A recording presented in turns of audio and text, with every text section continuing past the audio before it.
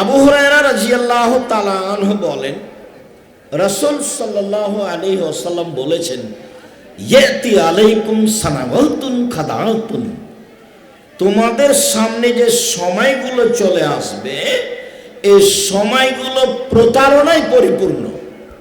সময়টাই প্রতারণায় পরিপূর্ণ, মানে কে যে ভালো আর কে যে মন্দ এটা বিবেচনা করাই কঠিন হবে। সবাই খারাপ মনে হবে।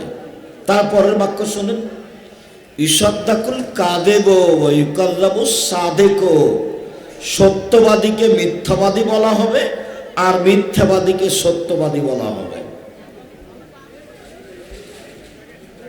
তারপরের বাক্য শোনেন, ওয়া ইউতামানুল মুখায়্যান ইউখায়্যানুল মুতামান, আত্মসাৎকারীকে আমানতদার বলা হবে আর আমানতদারকে আত্মসাৎকারী বলা হবে।